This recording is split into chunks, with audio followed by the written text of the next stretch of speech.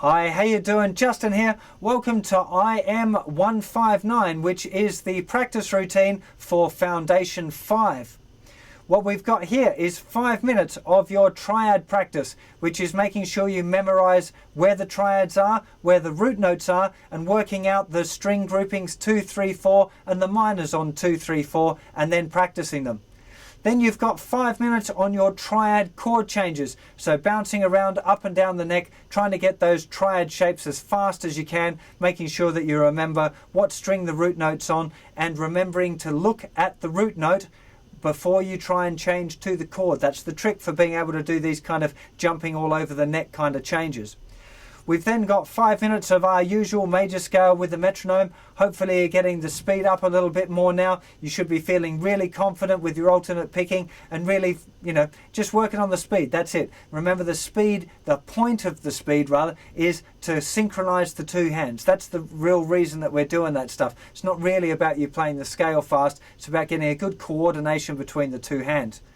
We've then got 5 minutes of major scale improvising. So I'm really hoping that you're letting your ear control the way that you play now. So not just relying on muscle memory, you're hopefully incorporating your one finger solos and a bit of that melodic patterns, but still letting your ear be the boss.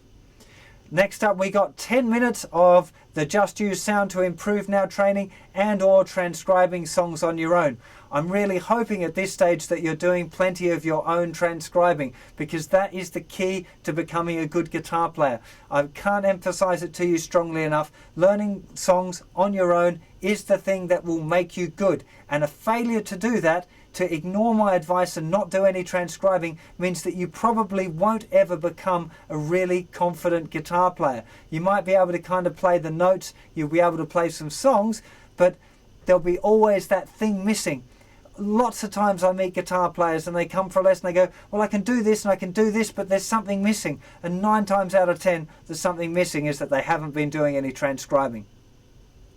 The second half hour, we've got 5 minutes of picked finger style practice. So either making up your own pattern and practicing that, or working on that set pattern that I showed you, and or trying to incorporate it into some tunes, working on kind of making it a strumming pattern, but being able to pick out notes individually.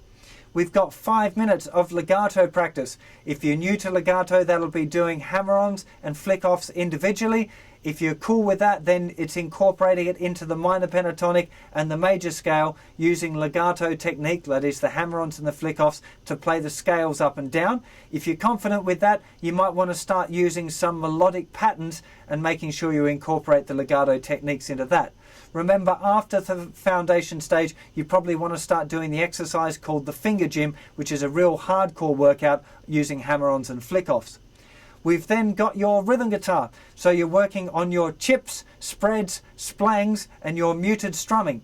Really, really good fun. A very important part of your rhythm guitar development is incorporating that stuff into tune. So when it comes to practicing songs later, don't forget to start using those things in the real world.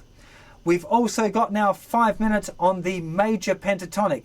Now we're going to be covering that more in future lessons, but for now, just have a bit of a muck around, see if you can make sense of it, get used to what it sounds like, and do a little bit of improvising using that scale, because that's probably the best way to get it into your system. The last thing we've got is 10 minutes of repertoire. So learning some new songs that are incorporating the techniques that we've been doing, maybe some stuff that use the picked finger style, or that uses chips or splangs or spreads or whatever you like, but really making sure that you learn new songs for every stage. And that's it. That's your practice routine for Foundation 5. There's only one lesson left, which is consolidation, but make sure you spend a bit of time getting all of these new things under your fingers before you work on your consolidation. Take care. See you for another lesson very soon. Bye-bye.